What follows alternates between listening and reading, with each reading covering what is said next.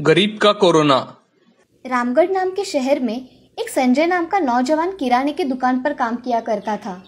उसको एक माँ थी जो कि गांव में रहा करती थी। कुछ दिनों बाद संजय अपने गांव माँ से मिलने चला जाता है। तभी संजय माँ से, माँ कहाँ हो? संजय आओ ना, कैसे हो मेरे बच्चे? कितने दिनों बाद आए हो।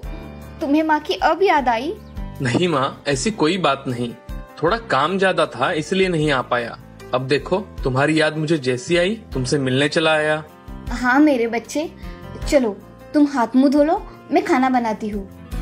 संजय की माँ खाना बनाने के लिए चली जाती है और संजय हाथ मुंह धोकर खाना खाने बैठ जाता है। तभी खाना खाते समय संजय अपनी माँ से, माँ इस बार तुम मेरे साथ रामगढ़ चलने वाली हो, वहाँ तुम मेरे साथ ही रहोगी, साथ ही साथ तुम्हारा आँख का ऑपरेशन भी कर दूंगा। बेटा मेरे आँख का ऑपरेशन करने की क्या जरूरत है, मैं ऐसे ही ठीक हूँ। माँ मैं कुछ नहीं सुनूंगा, तुम बस मेरे साथ चलने वाली हो, मुझे तुम्हारी बहुत याद आती है माँ। ठीक है बेटा, जैसा तुम ठीक समझो।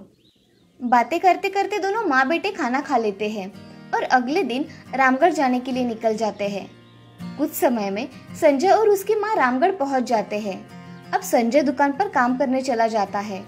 उसकी माँ घर के काम करके भगवान का नाम जपा करती थी। सब तरफ लॉकडाउन होने की वजह से सभी दुकानें बंद थी, मगर अत्यावश्यक सेवा में किराने का दुकान आने के कारण संजय को भी काम पर हर रोज जाना पड़ता था। काम पर संजय ग्राहकों से, भाभी आपको क्या दूं? मुझे 2 किलो चावल और 2 किलो शक्कर दे दो। जी ये लीजिए। दुकान का काम हो जाने पर शाम के समय संजय घर चला जाता है। घर जाने पर उसे थोड़ी थकावट लगती है। तभी संजय हाथ मुंह धोकर थोड़ा आराम करता है। तभी संजय की माँ संजय से, बेटा उठो, खाना बन गया है, चलो खाना खा लो। माँ आज मेरी तबीयत कुछ ठीक नहीं लग रही, मैं बाद में खा लूंगा, तुम खाना खा लो। क्या हुआ है बेटा, तुम बहुत थके थके से लग रहे हो। माँ आज दुकान से आते वक्त ही मुझे थोड़ी थकावट लग रही थी और थोड़ा बुखार भी लग रहा है, थोड़ा आराम कर लेता हूँ तो मुझे अच्छा लगेगा। संजय ने ऐसा कहते ही उसकी माँ ने उसके माथे पर हाथ रखकर देखा तो संजय को बहुत बुखार था। उसकी माँ पानी की पट्टियाँ लेकर रात भर उसके बिस्तर के पास बैठी रही। पट्टियाँ रखने की वजह से उसे थोड़ा अच्छा महसूस होने लगा और थोड़ी देर में संजय को नींद आ गई। सुबह जब संजय उठा तो उसे जोर जोर से खांसी आने लगी। तभी उसकी माँ संजय से, संजय तुम्हें तो खांसी आ रही है, रुको मैं तुम्हें गर्म पानी देती हूँ। ऐसा कहकर संजय की माँ गर्म पानी करने के लिए चली जाती है। तभी संजय अपनी माँ से, माँ मुझे अजीब सा लग रहा है माँ, मुझे सांस लेने में भी तकलीफ हो रही है, मुझे अस्पताल लेकर चलो माँ। हाँ बेटा, मैं किसी को बुला कर लाती हूँ, फिर हम अस्पताल में जाएंगे। तुम तब तक सांस लेने की कोशिश करो। हाँ माँ। अरे कोई है, मेरे बेटे को मदद की जरूरत है। संजय की माँ पड़ोसियों को आवाज लगाती है मगर कोई नहीं आता। तभी उसकी मदद करने के लिए संजय का दोस्त राघव आ जाता है। तभी राघव माँ से, माँ जी क्या हुआ, आप ऐसे मदद के लिए चिल्ला क्यों रही है? मेरे बेटे संजय को अस्पताल में लेकर जाना है, कृपया मेरी मदद करो। चलो माँ जी, मैं आपकी मदद करता हूँ। राघव अब संजय की माँ के साथ उसके घर चला जाता है। इधर संजय को सांस लेने में बहुत तकलीफ हो रही थी।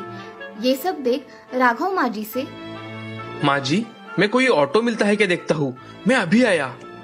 ऐसा कहकर राघव घर से बाहर कोई मिलता है क्या इस खोज में बाहर निकल गया, मगर उसके बहुत प्रयास के बाद भी एक भी गाड़ी उसके पास नहीं रुकी, ना ही कोई ऑटो उसे मिली।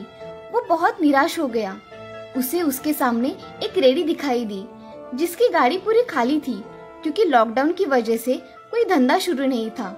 अब राघव मन ही मन सोचकर वह रेडी घर के पास लेकर चला जाता है और माँ जी को आवाज लगाता है, माँ जी चलिए। उसकी आवाज सुनकर माँ जी बाहर आ जाती है। तभी राघव घर में जाकर संजय को उठाकर रेडी पर लेटा देता है और उसे अस्पताल ले जाने के लिए निकलता है। उसकी ये मदद देख संजय की माँ के आंखों में आंसू आ जाते हैं।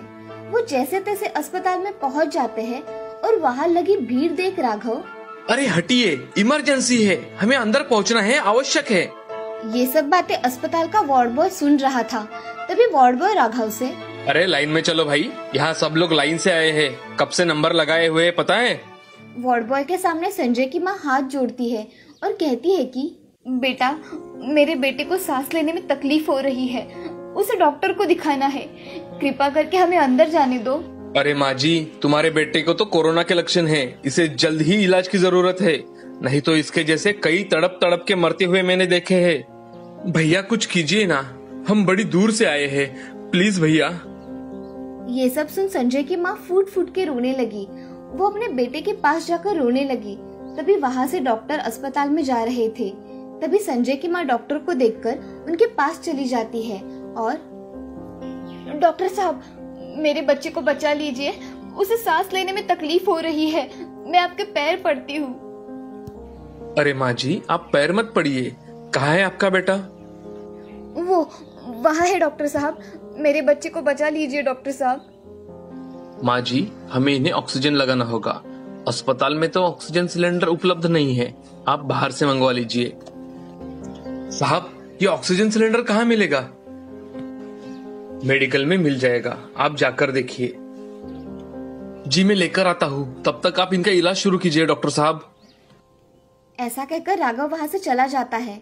तभी थोड़ी देर में डॉक्टर संजय को अस्पताल में भर्ती करवा लेते हैं, मगर ऑक्सीजन ना होने के कारण उसकी हालत खराब हो रही थी। ये सब देख उसकी माँ संजय से, संजय उठो ना, तुम्हें कुछ नहीं होगा। ऐसा कहते ही उसकी माँ फूट फूट कर रोने लगी और भगवान से, हे भगवान, मेरे बच्चे को बचा लो, मैंने आज तक तुमसे कुछ नहीं मांगा, मुझे मेरा बच्चा लौटा दो। ऐसा कह के संजय की माँ बहुत रोने लगी और मन ही मन भगवान का नाम जपने लगी। इधर राघव बहुत सारे मेडिकल में जाता है, मगर उसे किसी भी मेडिकल में ऑक्सीजन सिलेंडर नहीं मिलता। ये सब देख राघव बहुत निराश हो जाता है और अस्पताल जाने के लिए निकलता है। तभी मन ही मन राघव भी भगवान का नाम लेता है और थोड़ी ही देर में संजय की सांसें थोड़ी कम होने लगी। तभी उसकी माँ संजय से, उठो ना संजय, मेरे बच्चे, तुझे कुछ नहीं होगा, भगवान मेरे बच्चे को बचा ले। अरे उठ ना संजय, मैं कैसे रह पाऊंगी तेरे सिवा। ऐसा संजय की माँ कह रही थी। तभी उसके पास एक नौजवान लड़का आया और संजय की माँ से, माँ जी ये लीजिए, मेरे पास ऑक्सीजन सिलेंडर है, मैंने मेरे पिताजी के लिए लेकर आया था, मगर उनको इसकी जरूरत ही नहीं पड़ी। उस लड़के की आंख से आंसू बह रहे थे और वो एक इंसानियत के नाते उसका काम करने आया था। आज संजय की माँ को वो एक भगवान के रूप में दिखाई दिया। संजय की माँ उस लड़के से, बेटा तुम मेरे लिए भगवान हो, मैं तुम्हारा धन्यवाद कैसे करूं, ये मुझे समझ में नहीं आ रहा। माँ जी, आप मेरे माँ समान हैं, आप मेरे सामने हाथ मत जोड़िए, मैंने अपने पिताजी को खोया है, आपके बेटे के लिए मेरी कोई मदद हो सके तो इससे अच्छा क्या होगा। मैं चलता हूँ माँ जी। ऐसा कहकर वो लड़का वहाँ से चला गया। अब कंपाउंडर ने आकर वो ऑक्सीजन सिलेंडर संजय को लगाया। तभी उसने आंखें खोली और संजय की माँ के जान में जान आ गई। संजय की माँ ने मन ही मन फिर से एक बार उस लड़के का धन्यवाद किया। तभी थोड़ी ही देर बाद राघव वहाँ आ जाता है और देखता है कि संजय को ऑक्सीजन सिलेंडर लगाया हुआ है। ये सब देख राघव माँ जी से, माँ जी ये ऑक्सीजन सिलेंडर कहाँ से मिला, बाहर तो कहीं नहीं मिल रहा था। आज मेरे संजय को भगवान बचाने आए थे, उन्हीं की कृपा से सब हुआ है। समय पर एक नौजवान लड़के ने आकर मेरी मदद की, इसीलिए मेरे संजय की जान बच सकी। मैं उस लड़के का एहसान जिंदगी भर नहीं भूलूंगी। ये सब सुन राघव भी चकित रह गया और राघव ने माँ जी के साथ रुककर अपने दोस्त की मदद की और इस कोरोना के जंग में संजय की माँ का साथ दिया। दोस्तों, ये कठिन परिस्थिति भारत में हो रही है, लेकिन हमें इस मुश्किल घड़ी में हारना नहीं है। हमें इस घड़ी में संयम से काम लेना है और मास्क पहनकर 2 गज की दूरी बनाए रखनी है। कोरोना हारेगा तभी हमारा देश जीत पाएगा। ये ध्यान में रखकर हमें खुद से हो पाए उतनी मदद करनी चाहिए।